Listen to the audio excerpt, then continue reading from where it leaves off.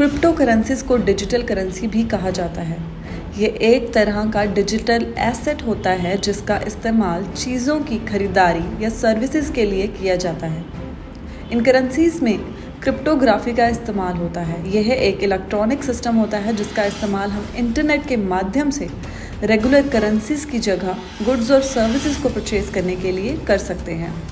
इस व्यवस्था में सरकार या बैंक्स को बिना बताए काम हो सकता है, इसलिए कुछ लोगों का मानना है कि क्रिप्टो करेंसीज का इस्तेमाल गलत तरीके से भी किया जा सकता है। अगर हम सभी क्रिप्टो करेंसीज की बात करें तो उनमें से सबसे पहले और प्रसिद्ध हुआ वो है बिटकॉइन। इसे सबसे पहले भी बनाया गया था और इसे सबसे ज़्यादा इस्तेमाल में लाया जाता है। बिटकॉइन को लेकर काफ़ी कंट्रोवर्सीज आई हैं, लेकिन आज बिटकॉइन क्रिप्टो करेंसीज में सबसे ऊपर स्थित है। देखा जाए तो क्रिप्टो करेंसीज बहुत सारे हैं, लेकिन उनमें से कुछ ही हैं जो ऐसे हैं जो अच्छा परफॉर्म कर रहे हैं और जिन्हें आप बिटकॉइन के अलावा भी इस्तेमाल कर सकते हैं। इनमें से पहले नंबर पर है बिटकॉइन और फिर इथेरियम यानी ETH। बिटकॉइन के जैसे ही इथेरियम भी open source decentralised blockchain based computing platform है। इसके क्रिप्टो करेंसी टोकन को ईथर भी कहा जाता है। और आगे है लाइटकॉइन LTC। लाइटकॉइन भी decentralised peer to peer crypto currency है। इसके बनने के पीछे बिटकॉइन का बहुत बड़ा हाथ है और इसकी बहुत सारी फीचर्स बिटकॉइन से मिलती जुलती हैं। डोजकॉइन या डोजकॉइन की बनने की कहानी काफ़ी रोचक है। इसके बिटकॉइन को मजाक करने के लिए कुत्ते से उसकी तुलना की गई, जो कि आगे चलकर एक क्रिप्टो करेंसी का रूप ले लिया।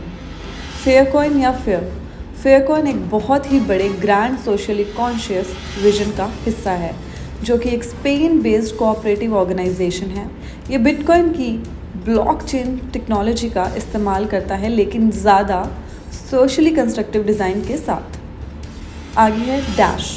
इसमें बिटकॉइन की तुलना में ज़्यादा फीचर्स मौजूद हैं, जैसे कि इंस्टेंट सेंड और प्राइवेट सेंड।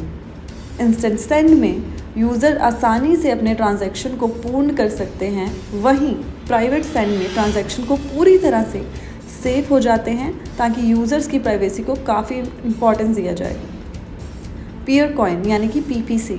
पीयर कॉइन जो कि पूरी तरह से बिटकॉइन प्रोटोकॉल पर बेस्ड है और जिसमें कि बहुत ही सोर्स कोड दोनों से मिलती जुलती हैं।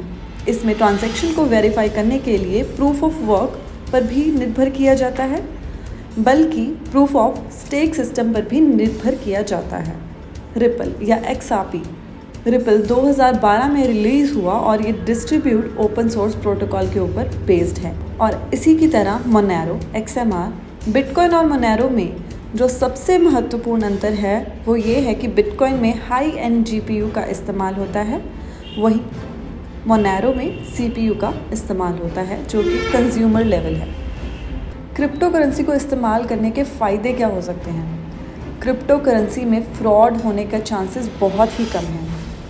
क्रिप्टो करेंसीज़ की अगर बात की जाए तो ये नॉर्मल डिजिटल पेमेंट से ज़्यादा सिक्योर होते हैं। इसमें ट्रांजैक्शन फ़ीस बहुत ही कम होती है। क्रिप्टो करेंसीज़ के नुकसान क्या हो सकते हैं? क्रिप्टो करेंसीज़ में एक बार ट्रांजैक्शन पूर्ण होने पर उसे रिवर्स कर पाना असंभव होता है, क्योंकि इसमें वैसा कोई भी ऑप्शन नहीं होता। अगर आपका वॉलेट के ID खो जाती है तो वो हमेशा के लिए खो जाती है, क्योंकि इसमें दोबारा प्राप्त करना असंभव है।